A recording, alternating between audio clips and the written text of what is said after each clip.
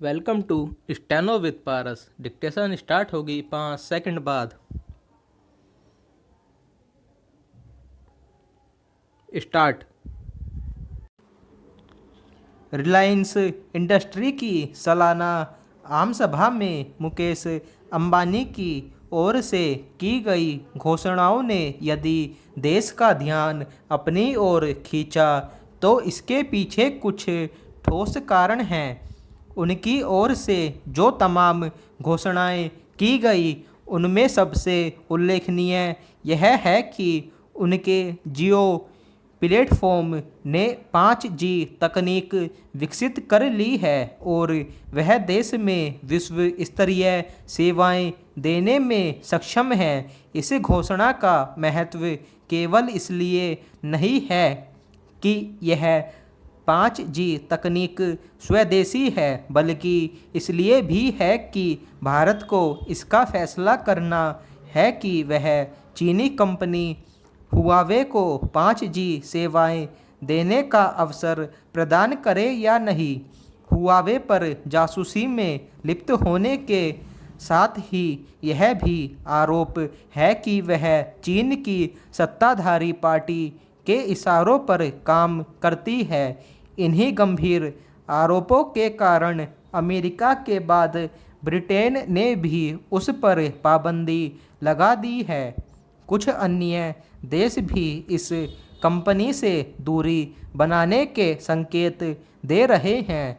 अहंकारी चीनी सत्ता की बदनीयती को देखते हुए भारत के पास इसके पर्याप्त कारण हैं कि वह भी हुआवे पर लगाम लगाए।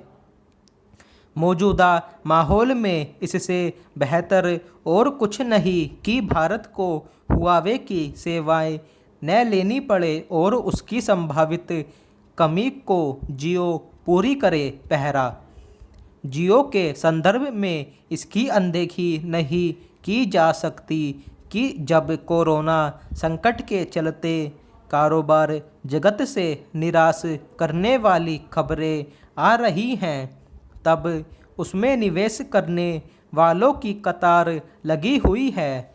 इसी कोरोना काल में अब तक फेसबुक समेत 1 दर्जन से अधिक कंपनियां जियो में निवेश कर चुकी हैं और ताज़ा नाम गूगल का जुड़ा है। तकनीक के इस युग में जब डाटा को पेट्रोलियम उत्पाद सरीखा माना जाने लगा है, तब किसी भारतीय कंपनी का इस तरह सुर्खियां बटोरना सुखद है। बेहतर होगा कि सूचना संचार तकनीक से जुड़ी अन्य भारतीय कंपनियां जियो प्लेटफॉर्म से प्रेरित हो और उन सुनहरे दिनों की वापसी के लिए सक्रिय हो जब वे आउटसोर्सिंग के लिए दुनिया भर में नाम कमा रही थी। केवल उन कारणों की पहचान ही नहीं होनी चाहिए जिनके चलते भारतीय कंपनियां सॉफ्टवेयर के क्षेत्र में अपनी बढ़त कायम नहीं रख सकी, बल्कि उनका निवारण भी किया जाना चाहिए, क्योंकि आज तकनीक ही तरक्की का सबसे कारगर हथियार है। आखिर क्या कारण है कि हमारी कंपनियां उस तरह के ऐप विकसित नहीं कर सकी जैसे चीनी कंपनियों ने विकसित कर लिए और जिन पर हाल में प्रतिबंध लगाना पड़ा। आत्मनिर्भर भारत अभियान की सफलता के लिए यह आवश्यक ही नहीं अनिवार्य है कि भारत सूचना संचार तकनीक के मामले में अपने पांव पर खड़ा दिखे।